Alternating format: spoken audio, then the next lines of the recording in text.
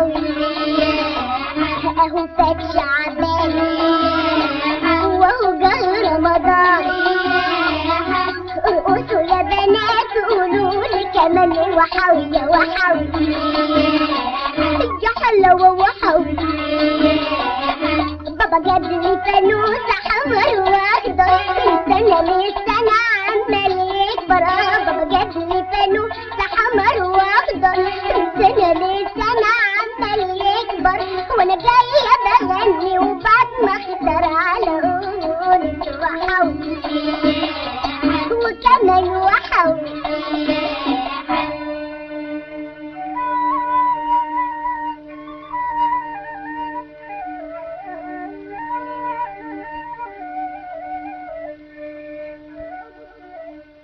يا ليه بصوا يا بنات اهو، بصوا السلق بغسله اهو، عماله اغير عليه ميه عشان هو بصراحه كله طينه جدا، لازم ينضف جدا جدا. ماشيه معاكم بقى هي واحده واحده مراحل السلق بتاعه القلقاس، وبعدين هقطع معاكم القلقاس. تمام، انا لسه ما قطعتش القلقاس بصراحه، فخليكم معايا اوعوا تروحوا في اي حته. مساء الخير يا بنات، معانا بقى النهارده فيديو جديد، باقي التفريزات بتاعه امبارح اللي انا وعدتكم بيها. دلوقتي دي خضره كده، كزبره عشان القلقاس. تمام، في نفس الوقت قطعت السلق بتاعي اهو، مش شايفين؟ وفي حبه قد دول كمان جوه. تمام، هغسلهم بقى وارجع لكم مع بعض تاني في الفيديو بقى المنتظر بتاع القلقاس. بصوا انا دلوقتي اوريكم ان انا غسلت السلق. تمام، وغسلته مره اتنين تلاته، دلوقتي سايباه يتصفى شويه والحاجه بتاعته، وبعدين هوريكم برضو هنعمله ازاي. ادي بقى القلقاس بتاعنا كده. القلقاس دول بالظبط 3 كيلو ونص بالظبط. ماشي، الكيلو كان عامل 30 جنيه، هو غالي شويتين 3، بس انا مش هحتاج اكتر من كده لحد ايه الشتا الجاي بصراحه. يعني احنا برضو مش بناكل دايما، كمان احنا مش افرادنا كتير. انتي عدد افرادك كتير جيبي فرازي منه اكتر براحتك. والحبه دول هيعملوا حبه حلوين بصراحه. انا دلوقتي هقطعهم وهقشرهم دلوقتي كده واقطعهم. القلقاس ما بيتغسلش، بتكوني جنبك فوطه كده تمسحيه من بعد ما تقشريها وتحطيها في حته ناشفه تماما، صينيه ناشفه تماما، وبعدين تقطعيه مكعبات، وبعدين تحطي عليه ليمون وتقلبيه تقليبه كده، وبعدين تحطيه في الديب فريزر يفضل معاكي فاتح وجميل وما يجرالوش اي حاجه. ودي طريقتي، واحنا بنفرزه كده دايما دايما دايما دايما، عمري ما غيرتها ابدا الطريقه دي. واعملوها عن تجربه، وعن تجربه اعملوها عشان هتشكروني عليها. انا بصراحه جربت طرق كتير جدا، ودي افضل طريقه، طريقه والدتي وطريقه جدتي وبس. يعني الواحد اكيد بيدور على طريقه كويسه عشان يقولها للناس، عشان حرام برضو ممكن اي حد يمشي ورايا وما يخسرش فلوس، يعني حرام برضو. تمام، انا دلوقتي يا بنات هقشر بقى القلقاس ده، وبعدين هرجع بقى اوريكم هنعمل ايه. تمام، وهعمل برضو السلق معاكم. بصوا يا بنات، انا كده قطعت القلقاس اهو، واحط عليهم بالظبط دول 4 كيلو، هحط عليهم 5 ليمونات هعصرهم عليه، وقلبي بالمعلقه، ما تحطيش ايدك، ولما تيجي تغلفيه في الكيس برضو بالمعلقه. تمام، هتجيبيه من تحت لفوق لما تعصري ال5 ليمونات دول على 4 كيلو من القلقاس. تمام، وغسلنا السلق وسايبينه يصفي ميته، وغسلنا الكزبره وسايبينها تصفي ميتها. انا بحط سلق وبحط كزبره فقط لا غير. في ناس بتحط بقدونس، هم شبت، هم حرين. انا بحب كزبره وثوم وسلق مع بعض كده، اسيبهم يدوا مع بعض على النار لحد ما يغمقوا خالص. تمام، في ناس بتسلق السلق، انا ما بعملوش كده. هعصر الليمون واقلبه واوريهولكم. بصوا يا بنات، انا كده قطعت القلقاس اهو، قشرته لسه ما قطعتوش، جايبه مناديل جنبي عشان امسح بيها القلقاسيه كده. القلقاس ما بيتغسلش. تمام، وهقطعه وهحطه في حله ناشفه تماما ما فيهاش نقطه ميه، هحط عليها ليمون. تمام، هقطعه وارجع لكم تاني اوريكم قطعنا ازاي وهنحط عليه ايه عشان نخزنه بطريقه صح وما يبص مننا ويقعد معانا لحد السنه الجايه. خليكم معايا.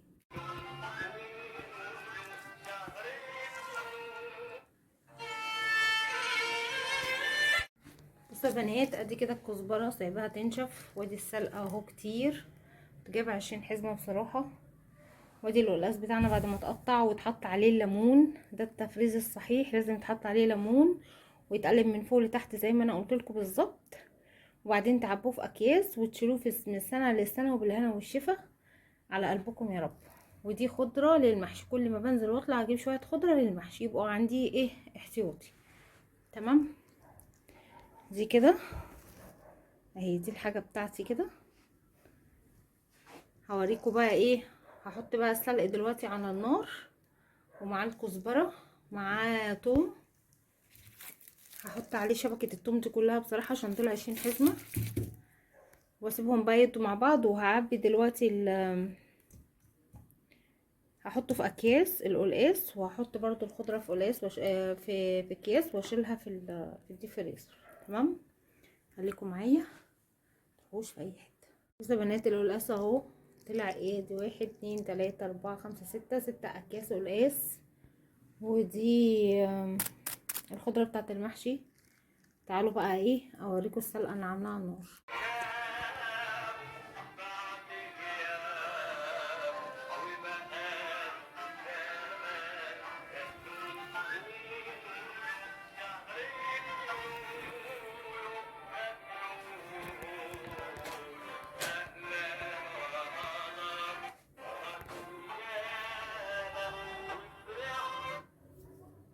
اللهم صل وسلم وبارك على سيدنا مولانا محمد وعلى صحبه اجمعين. عشان تعرفوا الفيديو ده والخضره دي اتعملت ازاي، والقلقاس اتقطع وهيتخزن ازاي بطريقه صحيحه لرمضان ان شاء الله. خليكم معايا واوعوا تروحوا في اي حته. والسلق الجميل بتاعنا ده هنعمله ازاي، خليكم معانا. ودي كزبره، ودي خضره المحشي. يلا بينا نبتدي الفيديو. يلا بينا. تنسوش تعملوا لي لايك وتشجعوني بكلمتين. يلا بينا يلا.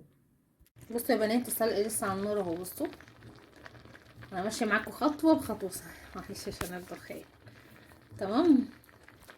ينزل بقى شويه كده، وناخد حبه الميه بتوعه دول. يا لهوي انا. وناخد حبه الميه بتوعه دول، واوعى بقى. بصوا يا بنات، السلق نزل تحت اهو مع الكزبره، ريحته رهيبه رهيبه.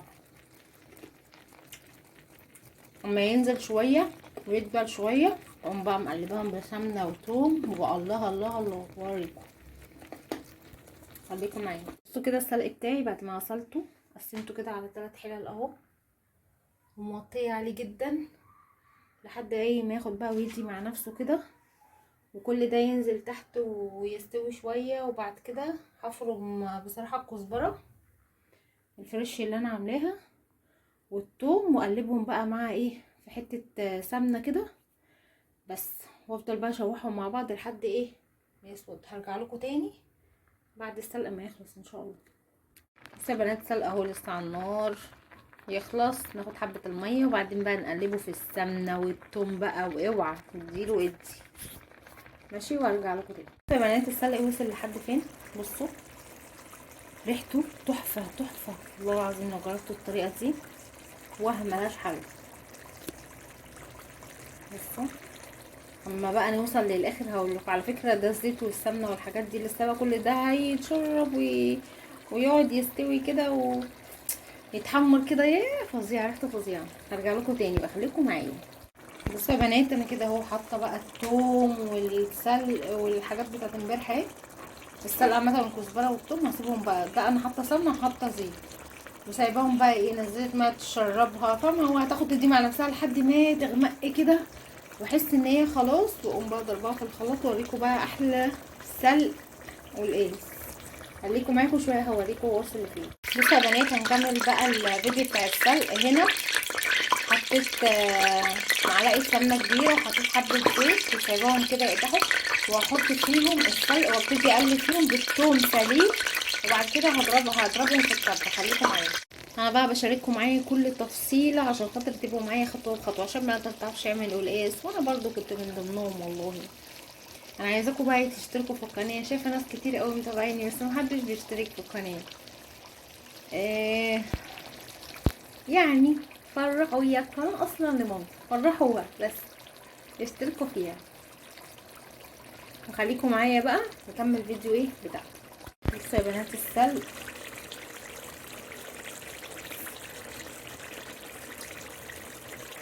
اهو لسه بيتعمل. تمام.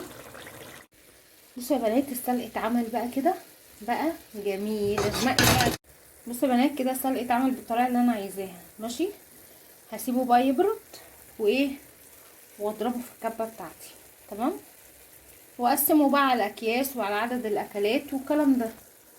ودوه بقى، احنا عايزين بقى تبقى تزودوا توم زودوا، بس انا حاطه اكتر من راس توم. عايزين تزودوا توم زودوا. تمام. خليكم معايا بقى. بصوا يا بنات انا كده ضربتها في الخلاط، وبصوا طلعت اللون طلعت عامله ازاي. وهنزلهم بقى في العلبه دي، هي كده عملت لي علبه ودي التانية، هحطهم فيها وبعدين اشيلهم في الفريزر. وقت ما اطلع القلقاس اطلع واخد معلقه منه واحطه في القلقاس ومع الشوربه والماجي وانتهينا. او شوربه فراخ شوربه بط زي ما يعجبكم. هوريكم برضو بعد ما ايه افضيه.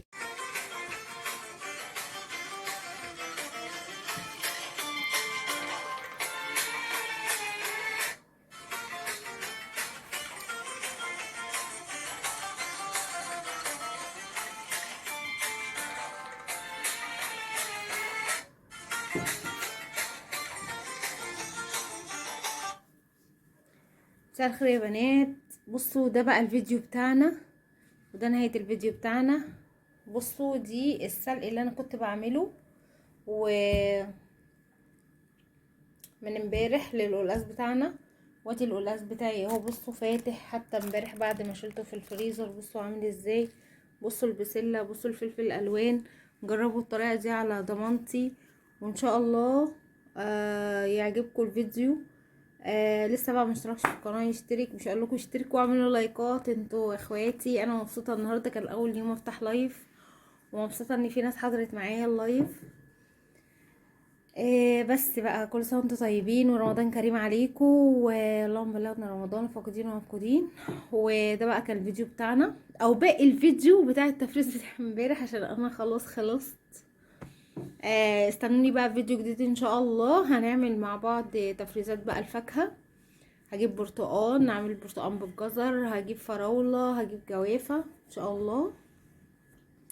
ادعولي بس كده يعني نعيشنا ان شاء الله.